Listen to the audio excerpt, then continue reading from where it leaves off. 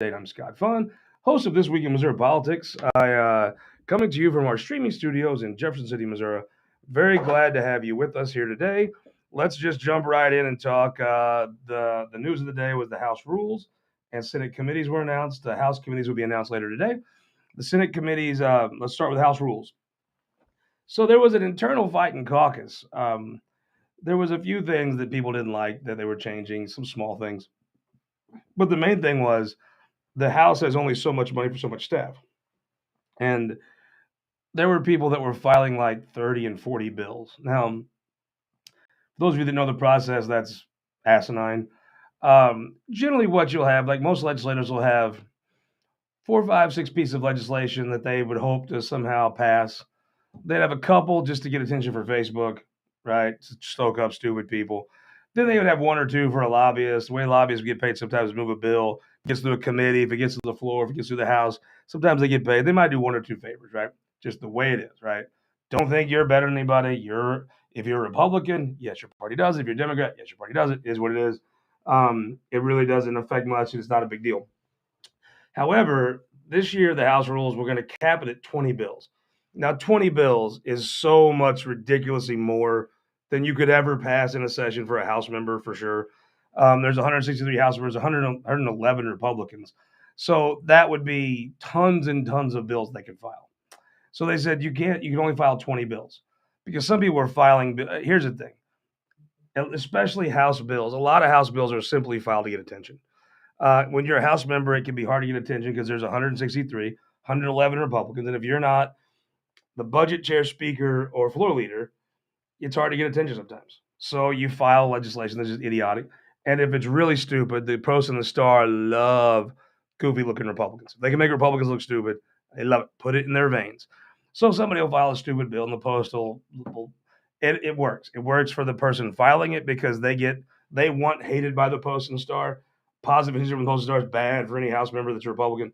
So they want them to hate them, and they do. And the Post can look back and tisk, oh, these stupid Republicans, we're so smart and erudite.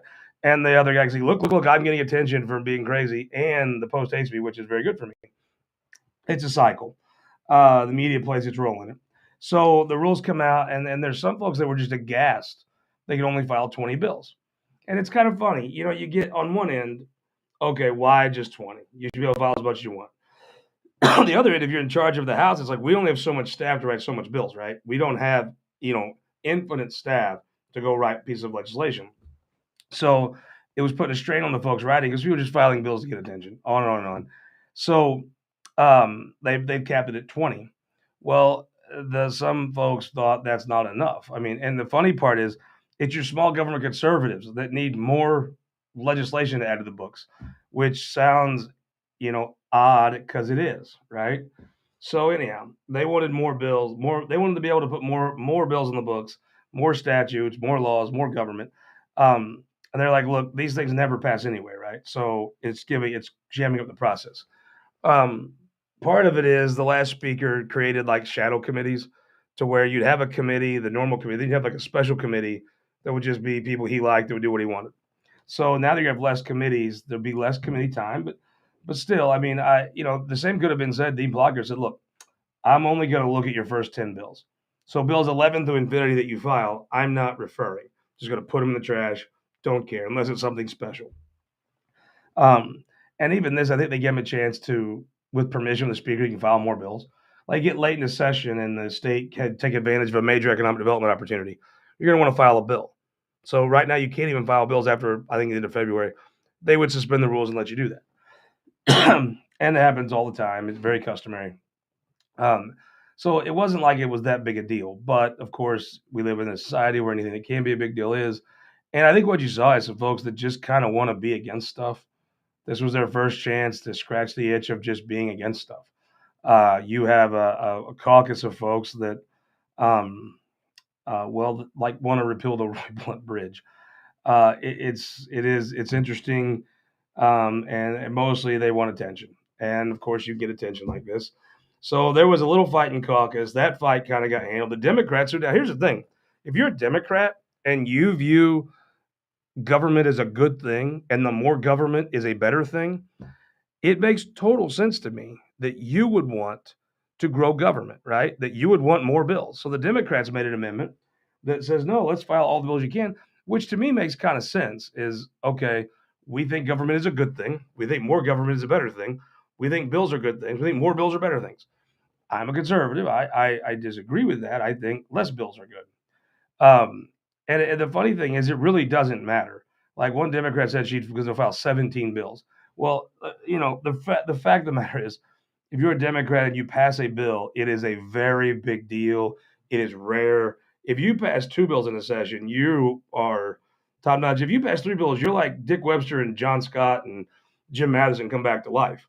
If you pass 17 bills, the entire system, the seriously, if you pass 17 bills, that means the entire Republican caucus, save for 20, have been wiped out, and you're carrying on a quorum with 50 Democrats until you can. Um, it's just not real. But I guess if you want to file 17 bills, good for you. I guess it's really not environmentally friendly if you're a Democrat to file 17 bills because most of that's just creating paper that's going to kill the environment, right? To be honest with you. The rainforest is missing several acres from idiotic legislation that had no chance of passing, being filed and printed off, and all that. So it seems like a minor deal. The fact is, there's two rules in the House. You can have a whole book of rules, and those rules are cute and great. And in the Senate, there are rules, but in the House, there's two rules. Stein and Knowledge drink here one more time. There's two rules in the House: do what the Speaker says, or get 82 votes. Rule one: do what the Speaker says. That's what happens. Rule two: get 82 votes. So if you can't abide by one of those two, if you do what the Speaker says, he'll help you. Da da da. If you don't, it's very top down. It's meant to be that way. Rule number two: if you don't do what the Speaker says, you can kill things with 82 votes. Get your 82 votes, you can kill stuff. So at the end of the day, the rules are nice, but that's really the truth: is do what the Speaker says or get 82 votes. And towards the end of session, the floor leader becomes not co-equal, but close to equal, in that nothing's going to happen the last couple of sessions the floor leader doesn't want to happen. So he can kill things, he can negotiate and push things. Patterson's starting off well.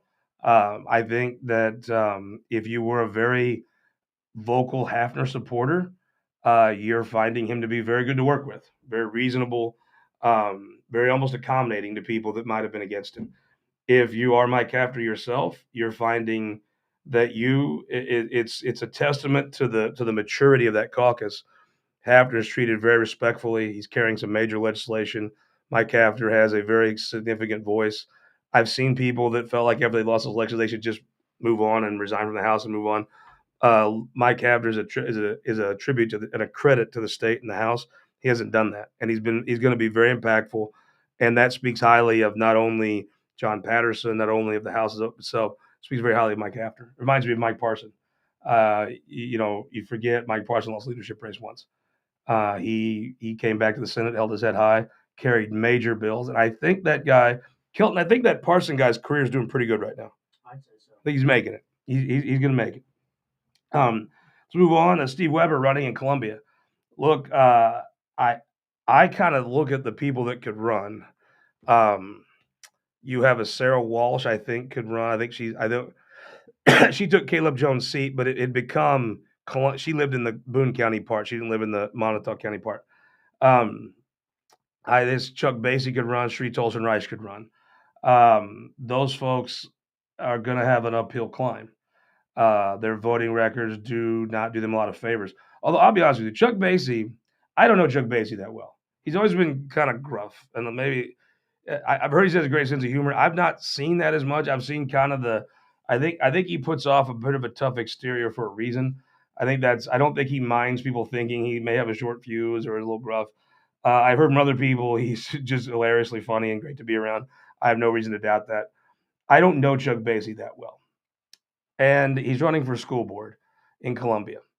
And I would think, well, it usually doesn't go well. When you actually get into local government where your decisions matter, right hand, you don't need people that are usually people that come in angry about something that aren't good. Well, Chuck ain't too big a fan of schools. Let me just put you that way. So Representative Basie wants to run. His total right. So the school board up there says, well, you can only file if you make an appointment with us. And I'm like, I normally wouldn't start off thinking I would agree with Chuck Basie about an education matter. It seems like he really does not like that Columbia school, which fine, whatever. That doesn't anything to me. However, I'm a little blown away because uh, the process should not for filing for office shouldn't include a meeting with someone, right? Jay Ashcroft weighed in on Basie's side. He's in court now. I should know. I've been busy what they're doing, but I have a hard time seeing that Chuck Basie, if he went to file before filing closed, just because your office isn't open, well, your office then you technically close filing that Friday before Christmas, right? You so don't tell people filing is open until X date if it's not really open. Now you have to close at 5 or whatever's customary. But I mean, I think Chuck Basie's got a point, and I think the school district. Look, if I'm the school district and you've shot bombs at me for 8 years, I don't like you. Chuck Basie clearly doesn't like the school district. Fine, but let him run. I don't know that Chuck Basie probably has a great shot to win, if I had to guess. I don't know that school district is necessarily going to be, would surprise me, frankly, even though he'll be well funded. He'll have a group of very hardcore supporters. I, yeah, that school district probably does not comport to his views on education, but let him run. That's the smart play. Don't try to keep people from running, and don't say you filing's open until the 27th if it's not. I have to say, I have listened to Brandon Rather and I've listened to Brian Hawksworth cover this, and I just don't. I just agree with Representative Basie. I just don't see how. Again, it's funny. It's almost like the argument some people had for wanting to file 30 or 50 or 100 bills. Well, I want to file them. Well, okay. I mean, it puts pressure on the staff. Um, but you could file 100 bills. The speaker could tell you, I'm going to look at your first 10, and I might refer one of the first 10 to a committee. Bill 11 through 100, I'm putting in the trash. We'll run. Beat him on the campaign trail. Beat him. I mean, a lot of his rhetoric at the school will not be as impactful if he loses a school board race. I would say he's the underdog to win a school board race. So let him run. It's just smart. I don't understand the concept of not allowing someone to run. Just let them run. Not a big deal. Um, looking, that's just my take in Columbia. On the state senate race, look, that district is all Boone County, right? That district, Caleb Rowden didn't, Randolph County carried him in. Then Cooper, he would have lost 2 years ago. Caleb Rowden, the president of the Senate now, they would have lost re-election. He was the majority floor at the time. But for everybody in Cooper County is a Republican. You walk to Cooper County and you just blindly point to people walking on the sidewalk. 8.5 out of 10 are Republicans, right? And they all voted for Caleb Rowden, which is a very fine. I mean, Caleb Rowden's a very good legislator. So Boone County alone is going to be a battleground, but I think there is one candidate that could make that, in my opinion, make that a very competitive race, and that candidate is Jennifer Bukowski. I think what you may see is the case that Schaefer made very well was that you need someone in the majority party to fight for Mizzou and keep their funding. That's a good argument, and that town needs that college is a very savvy argument, and it's a savvy electorate that cares about state government because so many businesses, either people work for the college or businesses that are affected by the college and the students. So it is a very state government literate area. However, Kurt Schaefer could make that case. Caleb Rowden can make that case.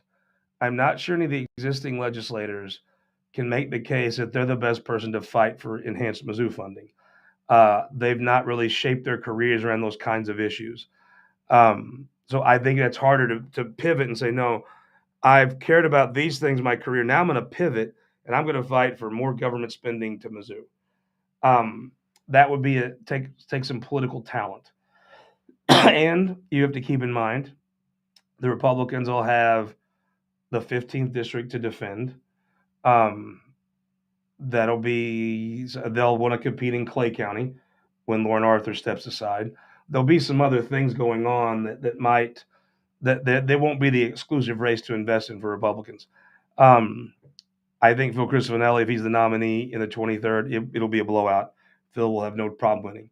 If the Republicans nominate someone else and the Democrats get the right candidate, okay. Because every day people move from North County to St. Charles County, and they move to the eastern area of St. Charles. It's becoming more competitive. I still don't think it's that competitive. I think it's not going to be competitive if Phil's a nominee. Phil's just very savvy. Someone else, I don't know. I mean, it depends on who they have. Depends on who the Democrats have. But I think the Democrats put up anybody. I think Phil Cristofanelli started his career as someone where you're just like, oh, God. I think he's going to finish his House career as someone that Steve Edelman could support. And if he makes it there, and the funny thing about it is he's not done it by changing his views. He's done it by becoming a much better messenger for his views and bringing people instead of. I've watched some newer House members. They want to make their point by dividing you and pushing you away and trying to make you feel guilty and bad. So Chris Vanelli, you could maybe have accused him of that at one time. I think today's Phil Cristofanelli makes his case very good and brings you in. He's definitely a better communicator, and I'm not sure his views are any different, but I believe through his just being a better communicator, I believe he's brought a lot of people into his world that frankly were not there not very long ago. So I mean, I just think that he's crossed the divide. Um, Weber, they're doing it's gonna be a Democrat primary. I mean, you're gonna have Steve Weber, great fundraiser, great candidate. He's a legitimate war hero. Um, David Tyson Smith talked about running. Well, David Tyson Smith is a very good politician. I enjoy interviewing him. I enjoy having him. I just like him. He just is a guy that carries himself well. He articulates his views well. Very good politician. Judy Baker, I think, believes that she ran last time and she should have dibs on this time. In a Democrat primary, a woman does well. An African American does well. Lucas Coons ran. So let me Weber. I think Weber is probably the best general election candidate to win. I think the Democrats could win that without the best candidate. But if the Democrats want to actually pick up seats, they got to defend Clay County. They want to pick up Boone and then still compete in the most expensive media market in the 15th in St. Louis. Told her to do them all. If you want to try to do them all, he's the best candidate. Weber is probably the best candidate for a general election. Can he win a primary? Could Jay Nixon win a primary right now? The Babe Ruth of Missouri politics, the man who's got more votes than anyone else. Could he win a Democrat primary right now? Lucas Coons running for U.S. Senate. Guy's talented. The old boy's got skills, right? Very, very talented. We'll raise some money. That video. So look, here's the thing. If you're watching this and you're a Republican, you'll get this. If you're a Democrat, you're going to be shocked by this. Josh Hawley is very popular in the state of Missouri. There's data to back that up. You may not like him. Josh Hawley is very popular in the state of Missouri. To beat him, you're going to have to go right at him, hardcore, right on. And the way to do it is the video. I mean, there's Josh Hawley's not in trouble for doing this to protesters. I don't really salute people. It's kind of weird. I always think Black Power, and I'm obviously don't have the right skin tone to be throwing Black Power signs.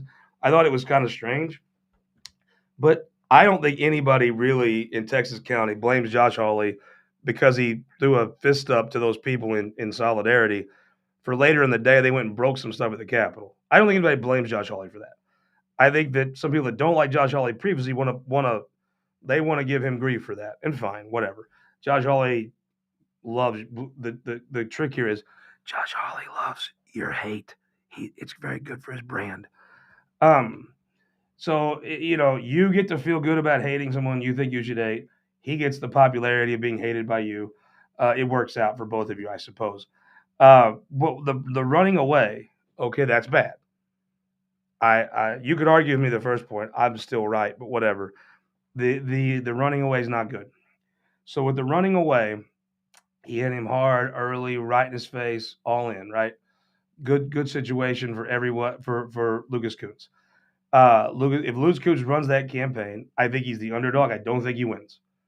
I do think that is the best way to win that campaign. To go hard, make it Holly all the time, running. My gut tells me that's the best way to win because I think Josh Hawley, part of being popular in the state as a Republican is having certain groups say hate you. And Josh Hawley knows how to play those groups off each other very well to like city, different groups in the city, pit them against him, and then the suburbs everywhere else all love him, and because they can't stand those people. It's usually the sanctimonious part that gets most folks. Uh, Lucas Coons has a problem. For the last, well, let's be conservative and say 20 years, the Democratic Party at the national level has said every problem in this world comes from a white, heterosexual, Christian male. They're bad. Everything they do is bad. Everything they've ever contributed to history is somehow bad. And maybe that's true. But if you tell your voters that long enough and you divide all these micro things against each other long enough, your voters believe it. So if Lucas Coons run against, let's say, Trudy Bush, who, while a very good person, was not a particularly talented politician, great last name in St. Louis, but outside of St. Louis, it starts to taper off. And in Kansas City, they hate anything St. Louis. So her best thing was she could fund the race herself, and she was a woman. That was every bit as much helpful to her as the Bush name. Lucas Coons ran against a woman. It was very hard for him. That said, I think there's definitely space for him to run, but I think Quentin Lucas may get in this race. Brian Williams may get in this race. And the Democrat establishment has told you anytime there's a choice between an African American male or a straight white Christian male, this is the wrong guy. I don't know how you go about that because you'd have to be kind of taking on the entire narrative of a party for 2 decades. So Coons has a tough time. How do you beat? How do you be a Democrat and relate to the Democrat base while you're doing something they say is bad, which is running against an African American candidate or female candidate or whatever? It's tough. It makes you you respect candor, how he was able to win that primary. But I don't know that Jay Nixon wins a primary right now. And keep in mind, Jay Nixon is the Babe Ruth of politics, Missouri politics. He is the person who knows how to connect with people. Nobody in the history of the state has had more people walk into a ballot, look through the names, and be, oh, Nixon, boom. Nobody in the history has had more people click that than Jeremiah W.J. Nixon. So to me, that I'm going to interview Lucas Coons in the next few days. I'm pretty sure. I'm just going to ask him. I'm going to ask him about his campaign, the video, the messaging. He's an interesting guy. But in the day, it's like, dude, how do you go against all those decades of your party, basically saying guys that look and act like you are the problem? It's a tough thing, and I bet you he's got a theory because he did live it last summer. I don't think he would get into this race if he wasn't thinking about how he overcomes the problem from last summer. So he's not a dumb guy. So anyway, we'll see.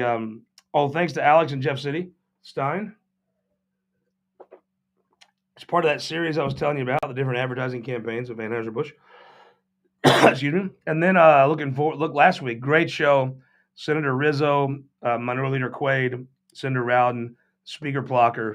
Loved visiting with them. What a great group. Whether you're Republican or Democrat, you can feel very good about the leaders of your party in the state house. Very measured, intelligent, thoughtful people. If you're a member of the opposite party, you can think, well, Crystal Quaid, although I don't agree with her on issues, she's very intelligent. The state is well served. You need a good opposition. Iron sharpens iron. J.J. Rizzo he just bursts with talent. If you're a Republican, you could be like, well, that guy's good. You could be like, well, it's good that we have a minority that is tough, that makes our folks work harder because he makes life harder for them, but he doesn't do it whining and throwing fits. He does it by whipping votes and making arguments. And J.J. Rizzo is a very respected guy. You've asked me for an update on the parking situation, the meter maid scam. So I read you my letter last week about that I sent in. Of all the CCs, I sent it to Governor Dutton in Montana, Government Apologist Stephanie Bell, Judge Lance Ito, Joe Exotic, Matlock, David Miscavige, and Tom Cruise, the past president of the bar, John Graham. I said, but the first CC was to Governor Mike Parson, and I did receive a reply from Governor Parson. It says, Scott Faughn, Simple Hillbilly, 225 Mass Street, Jeff City, Missouri. Dear Scott, this letter is to acknowledge receipt of your correspondence to Governor Michael L. Parson. Governor Parson is committed to moving Missouri forward by bringing transparency and listening ear to all Missourians' needs. Thank you for taking the time to contact our office. Each email, letter, fax is read by a member of the governor's constituent services team. I'm sure that member of the constituent services team probably got a chuckle before being shared with appropriate staff and applicable state agency. I guess the state agency would be like the Department of just stupid crap, right? It would be the Department of just who is just scamming Missourians with bull crap. I don't know if that's a department, Kelton. Let's look through the blue book. I would say that's a department. Again, thank you for your correspondence. You're welcome. Please don't hesitate to contact our office if we may be of assistance in the future. Sincerely, Constituent Services. Well, no, I think the only way you could be of good service to me would be to help me cut government. And look, we're down to, I'm not good at math. Kelton, what we got about 88 days. What's 88 times 24? we're getting down here. 2,112. We're down to 21. So at some time tonight, just so you know, we'll be under 2,100 hours until Ron Fitzwater kicks the door in and just starts cleaning house. Next week on the midweek update, I'm going to have a broom that I'm going to give to Ron Fitzwater to help him clean house. Look, I think I'd like to. I don't really like to see people get fired. I just don't think that's good. But if you don't probably fire Britt Smith, it's probably a waste of time. So I think what helps in this endeavor is SB 369 from conservative icon Justin Brown has been filed. It is in the president pro tem's office. If you listen to my appearance on Wake Up Mid Missouri, you saw that they have not, that Senator Rowden did not say he would refer it the first day. He did say he would get it referred right away. So there's going to be the first 100 bills get referred tomorrow. I will be going to Senator Rowden's office tomorrow, and I will be asking the first question of when will Senate Bill 369 the Liberate High Street Act be referred. I will give you an update next week. I hope he tells me it's going to be referred next week. If he needs help with that, I think we could get some citizens from downtown to agree to help him decide what committee to put it on, which would be just the just voted out committee, right? Whatever the first committee is that just votes it out the fastest. Then on the floor, I can't imagine anybody hating America enough to oppose it, right? I mean, and then, you send it over to Dean's workshop in the House. I mean, I think High Street could be liberated. Gosh, Kelton, what do you think? Valentine's Day is too fast. High Street could be liberated by St. Patrick's Day. The day that St. Patrick kicked the snakes out of Ireland could be the day Mike Parson kicks the snakes out of downtown. It absolutely could be. I think that's a reasonable goal. And obviously, the governor's on it. We have the correspondence saying the governor's on top of this issue. Of course he is. They write tickets to school buses. They come to see the governor's mansion. This week on the show, going to be exciting. 4 of the new senators. Tracy McCreary, if you watch the show, has been on many times. She's terrific. Nick Shore's been on many times. But Jill Carter is going to be on. Curtis Trent's been on before. He's going to be on again. Tell you, Curtis Trent will be one of the. I'm just going to tell you, he's going to go the leadership path probably, so it's a little tougher. But he will go down as one of the better post-term limit senators we've ever had in the state. He's a great legislator, intelligent. You're just going to want to sit back and listen to him talk because Curtis Trent is he's about as close to a genius as you can be and get elected. Usually geniuses don't get elected because it takes a little more verbal skills, but Curtis Trent is a genius, as close to one as can get elected to office. And so you're going to love him being on the show. You're going to love to see Jill Carter, new face. I'm excited to hear her views and kind of where she comes from. So that's 4 new senators: Senator McCreary, Senator Carter, Senator Trent, Senator Shore. For the duration of the show, we're going to get a Who Won the Week out of them, I think. I hope. And then we'll see you Sunday on television on This Week in Missouri. Courtyard by Marriott. Don't forget. If it's close, I'll give you the $20 if you don't love it, but you're going to love it.